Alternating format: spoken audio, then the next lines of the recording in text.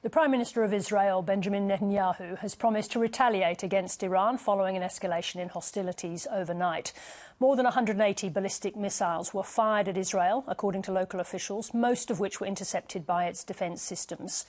Iran said the attack was in response to the killing of Hezbollah and Hamas leaders and Israeli strikes in Lebanon. Senator Dave Sharma was formerly Australia's ambassador to Israel. He joins me now. Dave Sharma, welcome to the programme. Good evening. What options do you think that Israel is weighing up now? Well, I think clearly they will need to respond, and Prime Minister Netanyahu has made that clear. The question is, does that take the form of a response that accompanied this last barrage of Iranian missiles in April, when Israel basically hit a radar site for an anti-missile system? It was a demonstration of capability rather than intended to do damage. Or do they do something more fulsome than that? And I don't think we know the answer to that just yet. Is there a scenario that includes the United States? Well, I think... Look, the United States was involved in this latest missile defence exercise. Missile interceptors fired from 2 US destroyers in the Mediterranean were responsible for that. And I think Joe Biden has made clear that the United States will continue to have Israel's back. I don't think the United States, though, wants to directly engage in aggression with Iran. I think they will defend Israel against Iranian attacks, but I think whatever Israel does, it will do by itself. I noticed Naftali Bennett, who's actually leading Netanyahu in the polls in Israel right now, said this is a 50-year opportunity to redraw the contours of the region. What does that mean? Well, I think what we've seen, Hezbollah has been significantly degraded through this latest military operation. Hamas is significantly weakened as a military actor.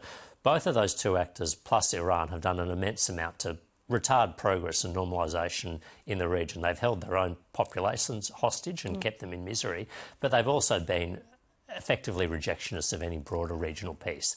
And, you know, the Israel-Saudi Arabia peace negotiations, which had been reaching a point of fruition before Hamas launched this attack, was deeply concerning to Iran and all its rejectionist foes.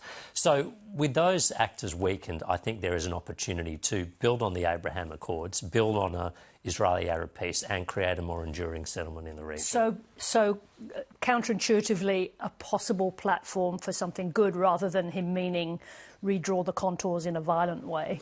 I think that's exactly what Naftali Bennett meant. I think he sees a more positive future that allows Israelis and Arabs, or Jewish and Arab people, to coexist in the region, which is what Israel has always wanted since its creation in 1948. Let me just ask you a question about Iran. There were reports that this decision was ordered by the Revolutionary Guard Corps, the IRGC, as distinct from the Iranian army, and also that the new president of Iran was only informed of the attack on Israel an hour beforehand. Does that complicate the decision that it's not the entire Iranian state?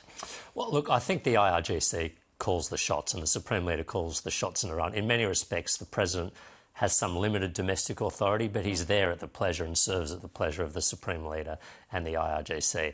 And I think whenever Iran acts internationally, it's the IRGC involved. I mean, they were the ones that have built up Hezbollah to this formidable fighting force that it is today.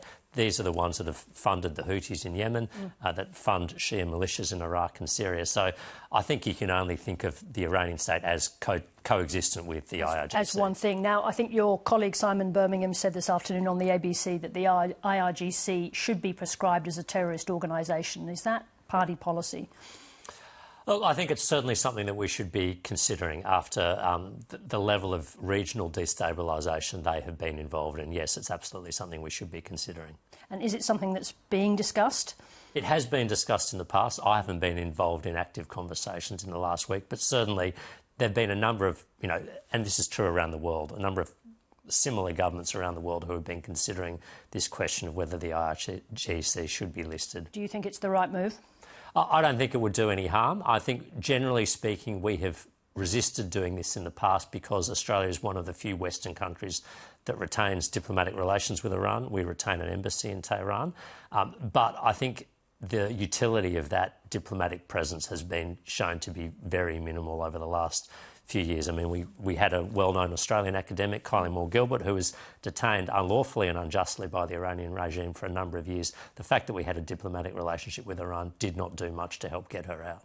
Now, just moving to Lebanon, Israel says its enemy in Lebanon is not the Lebanese people, but Hezbollah, which of course has been firing rockets into Israel in this particular era since October 7th or 8th, yes. Israel has also been firing rockets at Hezbollah positions. Is it justified in a ground assault? Is its ground assault and attacks on the capital Beirut justified as self-defence? I think they are justified. I think Israel has a right to respond to Hezbollah's continued aggression in it, and it's important it does so in a proportionate and targeted way. But all the evidence I've seen is firstly that their military strikes are directed solely against Hezbollah military targets, that they are making best endeavours to make sure the civilian population is warned in advance and asked to evacuate. And to the extent they've gone in on the ground, it seems to be quite limited and targeted operations directed at Hezbollah's military. I think we've seen 1,000 casualties in the last couple of weeks. Now, of course, we don't know how many of those are, as it were, pure civilian casualties, how many of those may have been Hezbollah fighters. It's still a large number of people. It is, and every civilian death is regrettable. But you have to remember, I mean, Hezbollah consciously and deliberately embeds itself, puts command infrastructure, puts missile silos in people's roofs, adjacent to schools, underneath hospitals, just as Hamas did as well.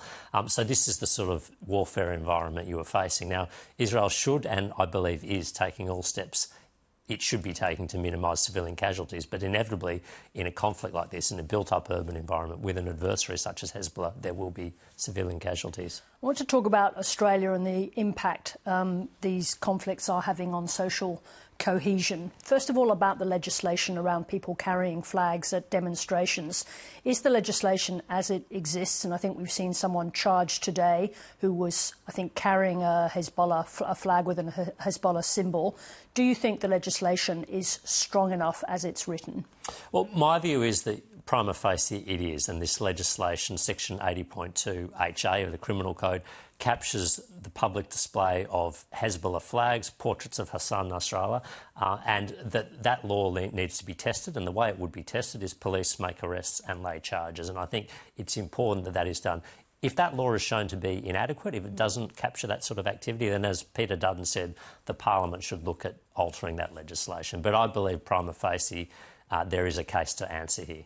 And how important are the elements of intention, the intention to incite hatred?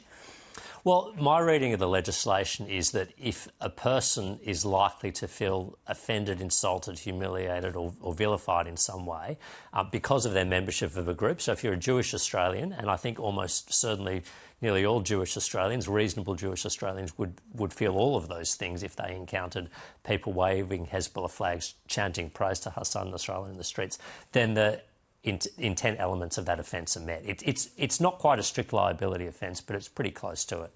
And what is your position on the protests? I think the police have gone to court to try and stop the protests that are planned for October the 7th. What is your view on those protests? I don't think those protests should go ahead. I think the police are right to seek to deny them a permit to go ahead. I think it's incredibly reckless. I think the intent of the protesters has been made manifestly clear by their conduct last Sunday. I think it will only cause further social division and discord in Australia, and I don't believe the protests are in any sense well-meaning. They're designed to radicalise Australia and sow social division and import a foreign conflict here. Dave Sharma, thank you very much indeed for joining us. Thanks so much. Thank you. Medicare.